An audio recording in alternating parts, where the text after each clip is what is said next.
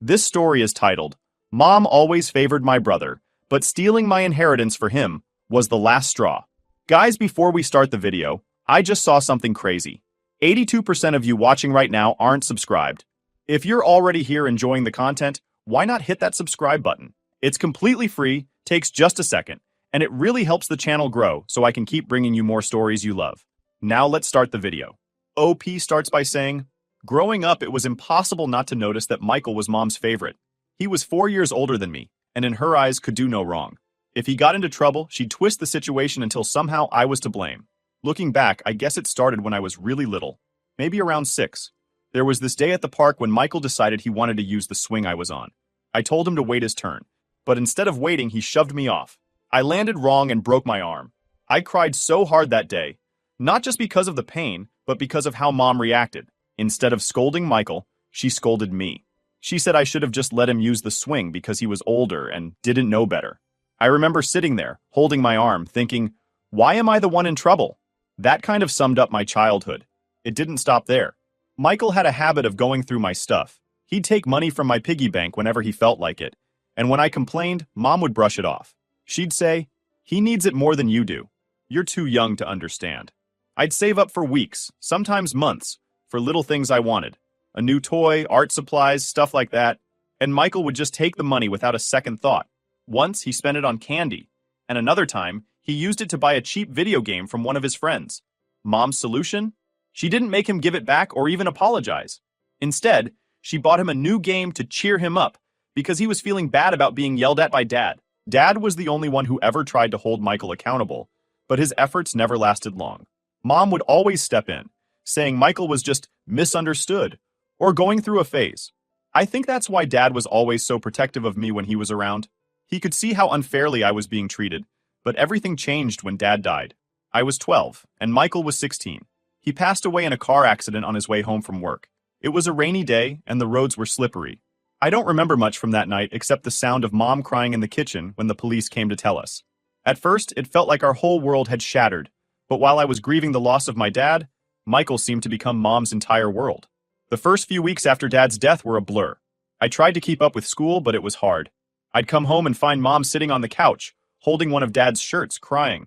At first, I thought maybe we'd bond over our shared grief, but every time I tried to talk to her about how I was feeling, she'd change the subject to Michael. Michael's having such a hard time, she'd say. You need to be strong for your brother. That became her mantra. Be strong for Michael. It didn't matter that I was just a kid too. I was expected to pick up the slack. Suddenly, I was responsible for cooking dinner, cleaning the house, and making sure Michael had everything he needed. Mom would spend hours talking to him, comforting him, while I sat in the background, trying to figure out where I fit into this new version of our family. One night, I overheard her talking to a friend on the phone. She said, Michael's the one who really needs me right now. He's so sensitive and he's taking this so hard. My name is different. She's stronger. I don't think she realized how much that hurt me. I wasn't strong. I was a scared, grieving kid who had just lost her dad. But in Mom's eyes, my feelings didn't matter as much as Michael's. As the years went on, the favoritism only got worse. Michael started acting out not long after Dad died. He'd talk back to teachers, skip school, and get into fights. One time, he was caught selling cigarettes to younger students. Instead of punishing him, Mom made excuses. She said he was acting out because of his grief and that the school didn't understand him. When they threatened to suspend him, Mom pulled him out and enrolled him in a different school, claiming the first one wasn't challenging enough for him. It was ridiculous. Meanwhile, I threw myself into school. I joined clubs, worked hard to get good grades, and even started working a part-time job when I was 15 to save up for college. But no matter what I did, it was never enough to get Mom's attention. She missed my honor roll ceremony because Michael had detention that day. She missed my first debate competition because Michael needed help with his homework. The pattern was clear. Michael always came first. I didn't just resent Michael, I resented Mom too. It wasn't his fault that she spoiled him, but he knew how to take advantage of it. He'd get away with anything, and he knew I couldn't. One time, I worked for weeks on a science project, and Michael destroyed it the night before it was due because he didn't win a school contest. I was furious. But when I told Mom, she made me apologize to him. She said I should have been more understanding because Michael was upset. Then she took him to the mall and bought him a new video game to make him feel better. By the time I was in high school, I stopped expecting anything from mom. I knew she wasn't going to show up to my events or celebrate my achievements.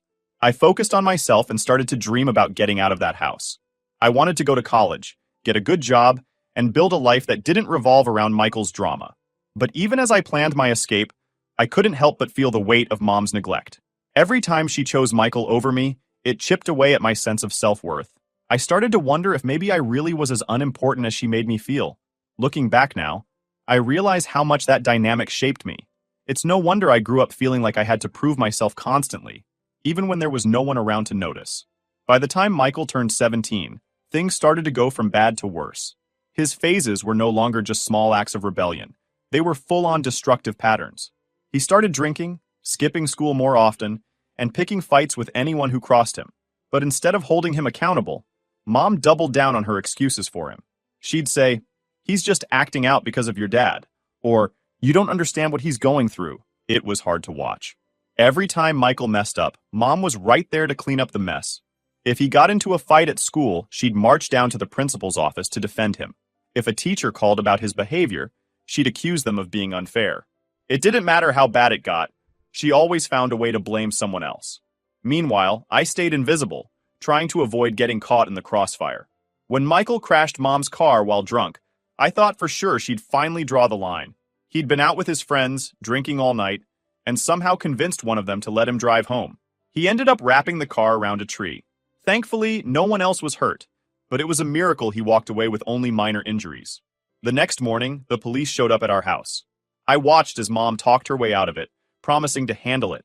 She hired a lawyer to reduce Michael's charges and told me to stay out of it when I asked how she could afford it. Later, I found out she'd taken out a loan to cover the legal fees. It was beyond frustrating. Michael wasn't even apologetic.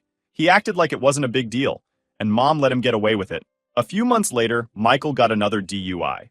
This time, Mom refinanced the house to pay for a better lawyer. I remember overhearing her on the phone, begging the bank for an extension. It broke my heart. She was willing to risk everything for Michael, even if it meant putting herself in financial ruin. When I suggested Michael take the bus to get around, she snapped at me, saying it wasn't safe for him. "Family helps family," she told me, like I was the one being unreasonable. By this point, I'd stopped trying to reason with her. It didn't matter what Michael did. She'd always find a way to excuse it. So I focused on myself. I worked hard in school, took on more hours at my part-time job, and saved every penny I could. My dream was to go to college, get a degree, and eventually move far away from the chaos of my family. Working at the bakery became my escape. My boss, Mrs. Chun, was like a breath of fresh air. She treated me with respect and kindness, which was something I wasn't used to at home. She taught me everything she knew about baking and even encouraged me to start thinking about opening my own bakery someday. It felt good to have someone believe in me. Mom, of course, was too busy with Michael to notice any of this. She missed my high school graduation because Michael had some minor stomachache and needed her. She didn't even bother to apologize. I sat there in my cap and gown, surrounded by my classmates and their families, feeling completely alone. Mrs. Chun came, though. She brought flowers and even took me out for ice cream afterward. It wasn't the same as having my mom there, but it meant the world to me. Michael, meanwhile, kept spiraling. He couldn't keep a job for more than a few weeks, and was constantly borrowing money from Mom. She'd complain about it to me sometimes, saying how hard it was to keep up with his demands. But the second I suggested cutting him off, she'd shut me down. "You don't understand," she'd say. "He's struggling. He needs our help." It wasn't just money either. Michael had Mom running herself ragged. She'd drive him everywhere since he'd lost his license. She even quit her job because it interfered with Michael's schedule. I remember asking her how she planned to pay the bills, and she just shrugged, saying, "We'll figure it out." It was maddening. She was so deep in denial that she couldn't see how much damage she was doing, to herself and to me. I tried to talk to Michael once, hoping to get through to him. I told him he needed to take responsibility for his life, that he couldn't keep leaning on Mom forever. He laughed in my face. "What do you care?" he said. "Mom doesn't mind. Besides, it's not like you're doing anything important." His words stung, but they weren't surprising. Michael had always been selfish, and Mom had always enabled it. The breaking point came when I started applying for college. I'd worked so hard to save up money and earn scholarships, and I was finally ready to take the next step. I sat Mom down to talk about my plans, hoping she'd be proud of me. Instead, she barely looked up from her phone. "That's nice, honey," she said. "But Michael has an interview tomorrow and he needs me to help him prepare." That was the last straw. I realized then that I couldn't rely on mom for anything. Not support, not encouragement, not even basic acknowledgement. I ended up getting into a great school, and I worked my butt off to make it through. Between classes, part-time jobs, and the occasional freelance gig, I managed to pay for everything myself. Mom didn't come to my college graduation either. She said she couldn't leave Michael because he had a job interview. Mrs. Chun came, though. She even gave me a small gift, a custom apron with my name embroidered on it. It was one of the nicest things anyone had ever done for me. Through it all, I kept hoping Mom would wake up and see what Michael was doing to her. He wasn't just taking her money, he was taking her time, her energy, her entire life. But she didn't see it that way. To her, Michael was still the little boy who needed her protection, and I was the strong one who didn't need anything. Looking back, I think that's what hurt the most. It wasn't just that Mom favored Michael, it was that she didn't see me at all. I wasn't her daughter. I was her backup plan, the person she turned to when Michael wasn't around. It was a lonely way to grow up, but it taught me how to take care of myself. And for that, I'm grateful. After college, I started to feel like things were finally falling into place. I landed a decent job, got my own apartment, and began saving for my ultimate dream, opening a bakery. It wasn't easy, but I was proud of what I'd accomplished. I didn't expect much from Mom or Michael at this point. I'd already accepted that they wouldn't celebrate my wins or support me. Still, I never expected what came next. When Grandma passed away, it was devastating. She had always been my rock, the one person in my family who genuinely cared about me. Losing her felt like losing the last bit of stability I had, but even in her passing, Grandma found a way to support me. She left me $50,000 in her will, specifically for my bakery dream. It was bittersweet, but it gave me hope. Finally, I could start working towards something that was truly mine. For the first few months after Grandma's death, I focused on planning. I worked with Mrs. Chun to finalize a business plan, researched locations, and even looked into potential suppliers. But as time passed, I realized the money hadn't been transferred to my account. At first, I thought it was just a delay in the estate process. I called the lawyer handling Grandma's will to check on the status, and that's when everything unraveled. The lawyer told me the money had already been claimed. Mom had collected it, saying she was managing it on my behalf. My heart sank. I knew something was wrong. Mom hadn't mentioned anything about the money, and knowing her history with Michael, I had a sinking feeling about where it had gone. That evening, I went to Mom's house to confront her. She looked surprised to see me and immediately started acting cagey when I brought up the inheritance. "Oh, I was going to tell you," she said, fidgeting with the hem of her shirt. "I've just been so busy with Michael. You know how it is." I didn't let her dodge the question. "Where's the money, Mom?" I asked, trying to keep my voice steady. She avoided my eyes and mumbled something about using some of it. When I pressed her, she finally broke down, sobbing and confessing that she'd given $45,000 of my inheritance to Michael. I was stunned. My head was spinning as she tried to explain. "Michael needed it," she said, as if that justified everything. "He's trying to get his license back and start a trucking business. It's a great opportunity for him. You'll understand when you're older." "Mom, that money wasn't for Michael," I said, my voice rising. "It was for my bakery. Grandma left it to me for a reason." She didn't seem to care. She waved her hand dismissively and said, "You can start small with the $5,000 that's left. Many businesses start that way. You'll figure it out. You're smart." I couldn't believe what I was hearing. Years of frustration and hurt bubbled to the surface. "You had no right to touch that money," I said. "Grandma trusted me with it, not you. Do you even realize what you've done?" Her response was to cry harder, calling me cruel for bringing up Grandma's warnings about enabling Michael. "You're just jealous," she said between sobs. "Michael's had a harder life than you. You don't know what it's like to struggle like he does." Before I could say anything else, Michael walked in. He had the nerve to act like I was the problem. "Why are you yelling at Mom?" he sneered. "She's been through enough." When I told him the money wasn't his to take, he laughed. "Oh, come on," he said. "Grandma always favored you. I think it's fair that I get something for once." That was it. I was done. I told them both I was cutting them out of my life. "Don't call me. Don't text me. Don't show up at my apartment. I'm done." Mom started wailing, saying I was breaking her heart, but I didn't care. Michael smirked, like he thought I'd come crawling back eventually. When I got home, I blocked their numbers and deleted them from my social media. I knew it wouldn't stop them, but it was a start. For the first time in my life, I was putting myself first. But, of course, they didn't respect my boundaries. Within days, they were showing up at my workplace. It started with Mom sitting in the parking lot during my lunch breaks, crying and begging me to talk to her. Then Michael joined in, yelling about how selfish I was for abandoning the family. My coworkers started to notice, and it became a running joke in the office. People would say, "Your family's here again," like it was some kind of sitcom. It was humiliating. Things escalated when Michael tried to follow me into the office one morning. He was yelling so loudly that security had to step in. They banned him and Mom from the property, but it didn't stop them. Mom started emailing me from different accounts, pleading for me to reconsider. She even emailed my boss, causing trouble with HR. I was mortified. Then came the Facebook posts. My Uncle Mike posted a long rant about how I was tearing the family apart. He included old family photos and accused me of being a heartless daughter who turned her back on her mother. My cousins chimed in, calling me selfish and ungrateful. None of them seemed to care about what Mom and Michael had done. None of them offered to replace the money. They just wanted me to forgive and forget, like always. I tried to ignore it, but it was hard. Everywhere I turned, someone was trying to guilt me into reconciling with Mom and Michael. It felt like I was drowning in their expectations. Cutting off contact with Mom and Michael wasn't as simple as I had hoped. I thought blocking their numbers and staying away would be enough, but they made it their mission to drag me back into their mess.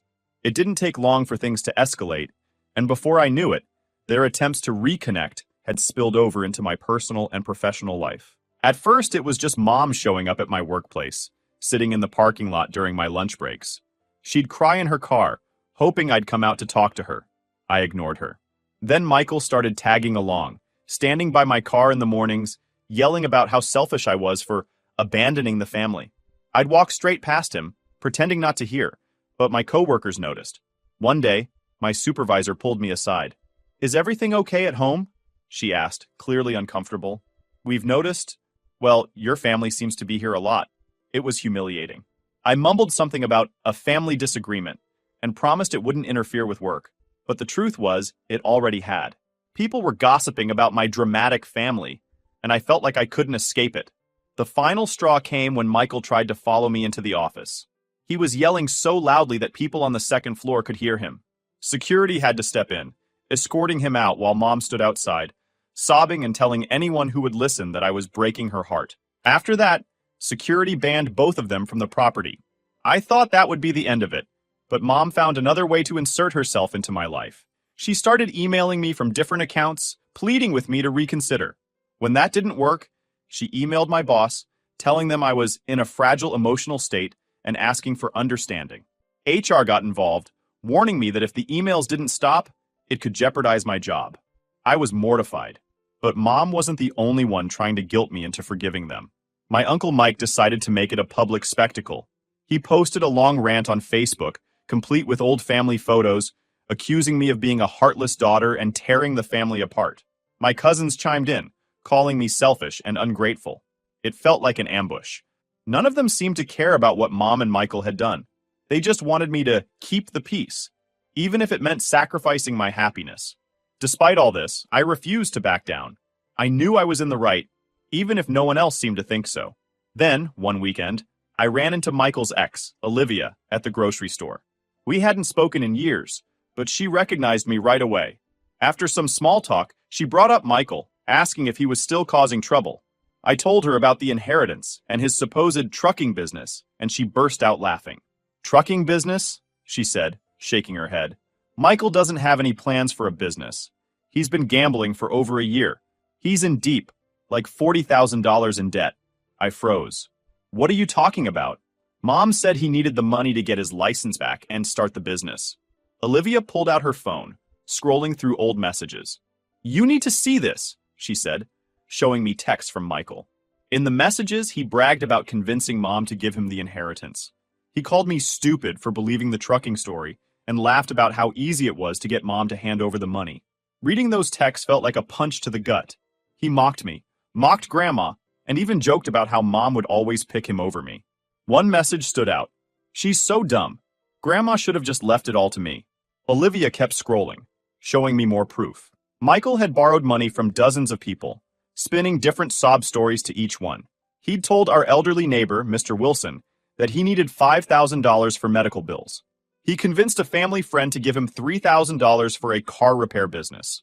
Every penny he got went straight to gambling. Armed with this evidence, I went to Mom's house that evening. She tried to play dumb at first, saying Olivia was just bitter and out to get Michael. But when I showed her the messages, she finally admitted the truth. She said the loan sharks had been threatening Michael and that she felt she had no choice but to help him. "You had no right to touch that money," I yelled, my voice shaking. "Grandma left it for me. She trusted me with it." Mom's response was infuriating. "I couldn't let them hurt Michael," she said, as if that justified everything. "I couldn't risk losing the house. You're young. You can save up again." "Why didn't you sell your house then?" I shot back. "Why not take out a loan? Why does Michael's mess always fall on me?" She didn't have an answer. Instead, she deflected, saying I was being selfish and ungrateful. "I did what any mother would do," she said, tears streaming down her face. "You'll understand when you have kids of your own." But I didn't buy it. Mom had made her choice, and it wasn't me. It was never me. The next day, I got a call from Grandma's lawyer. He'd been reviewing the estate paperwork and discovered that Mom had forged my signature on several documents to access the inheritance. He said he was legally obligated to report the forgery and asked if I wanted to press charges. I felt sick. Pressing charges against my own mother? It felt unthinkable. But at the same time, I couldn't just let her get away with it. This wasn't just about the money anymore. It was about standing up for myself after years of being sidelined and mistreated. I told the lawyer to move forward. When Mom found out, she called me, frantic and tearful. She begged me not to press charges, saying she'd only done it to protect Michael. "He said he'd leave if I didn't help him," she sobbed. "He threatened to move across the country and cut me off." It was always the same story with her. Michael's needs came first, no matter the cost. But this time, I wasn't backing down. For once, I was standing my ground. The fallout from pressing charges against Mom was worse than I had imagined. The news spread quickly through the family, and almost everyone on Mom's side turned against me. My Uncle Mike led the charge, blasting me on Facebook and calling me a disgraceful daughter. He claimed I was destroying my family over money, and even accused me of trying to make Mom homeless. His post went viral within our small community, and suddenly, distant relatives I hadn't heard from in years were chiming in with their opinions. "Blood is thicker than water," one of my cousins wrote. "How could you do this to your own mother?" "She's always been ungrateful," another added. "A real daughter would forgive her mom." I tried not to let it get to me, but it wasn't easy. These people had no idea what I'd been through, and they didn't care to understand. None of them offered to help replace the money Mom had stolen, and none of them held Michael accountable for his actions. They just wanted me to sweep it all under the rug and pretend everything was fine. Dad's side of the family, however, stood by me. They knew the kind of person Michael was and how much damage Mom's favoritism had caused over the years. My aunt called to check on me almost daily, and a few relatives even pooled together a small fund to help me save for my bakery again. It wasn't much, but their support meant the world to me. Meanwhile, Michael was in trouble. Olivia had filed a report about his gambling debts and the money he'd scammed from her, and the police were investigating him for fraud. It turned out he'd been running fake business schemes for years, targeting people who trusted him. The scale of his deception was staggering. Over $120,000 stolen from friends, neighbors, and even members of our church. One of his victims was Mr. Thompson, our elderly neighbor. Michael had taken $5,000 from him, claiming he needed surgery. Another was a retired couple from church, the Adams, who gave Michael $25,000 after he convinced them he had government contracts to renovate low-income housing. He even scammed his old high school teacher, Ms. Thompson, out of $15,000 for a fake food truck business. Mom had helped him cover up some of these scams, paying off victims and writing apology letters to keep them quiet. When the police arrested Michael, I felt a strange mix of relief and sadness. He had hurt so many people, but part of me still remembered the brother I grew up with, the one I used to look up to before Mom's favoritism poisoned everything. Michael had always been selfish, but Mom's constant enabling had turned him into a monster. Mom's case came next. The evidence against her was overwhelming. Handwriting experts confirmed she'd forged my signature to access the inheritance, and the bank records didn't lie. Her lawyer reached out to me, offering to settle by selling her house and repaying me in small installments. But I refused. This wasn't just about the money anymore. It was about standing up for myself and holding her accountable for years of neglect and betrayal. The trial was painful to sit through. Mom looked frail and exhausted as she took the stand, and her lawyer painted her as a desperate mother who had acted out of love for her son. But the evidence spoke louder than her tears. Even when the judge handed down her sentence, Mom refused to take responsibility. She looked at me with pleading eyes, as if expecting me to forgive her one last time. I didn't. After the trial, I packed up my life and moved to a new city. I found a small apartment, got a job at an accounting firm, and started rebuilding. I didn't tell anyone in my family where I went, determined to protect myself from further interference. For the first time in my life, I felt free. But the peace didn't last long. Mom began calling me from different numbers, begging me to write a letter to the judge asking for leniency for Michael. She insisted he didn't deserve jail time, that he'd learned his lesson. Even some members of our old church reached out, saying Mom only acted out of love and that I should forgive her. I ignored them all. I had spent my entire life putting their needs above my own, and I wasn't going to do it anymore. Michael's trial came first. The courtroom was packed with people he had scammed, each one sharing how his lies had affected their lives. Some cried, expressing guilt for trusting him, while others spoke with anger about the financial and emotional toll he had caused. For the first time, Michael couldn't charm his way out of trouble. He avoided looking at me the entire time, but I didn't care. When the judge handed him a prison sentence, I felt an overwhelming sense of relief. He was finally facing the consequences of his actions. Mom's case followed soon after. She looked like a shadow of the woman who had once held our family together, however imperfectly. Her lawyer tried to garner sympathy, but the evidence was irrefutable. In her closing statement, she tried to appeal to me directly, saying she had only done what any mother would do to protect her child. But I saw through it. Her actions weren't about love. They were about control. The judge sentenced her to probation and community service, and while it wasn't the closure I wanted, it was enough. In the months that followed, I found myself feeling lighter, freer. Without the constant weight of Mom and Michael's drama, I was finally able to focus on myself. I stayed connected with Dad's side of the family, whose quiet support had been a lifeline. They encouraged me to keep pursuing my bakery dream, reminding me that I deserved happiness. Life in my new city has been peaceful. I've made new friends, built a routine, and started saving for my bakery again.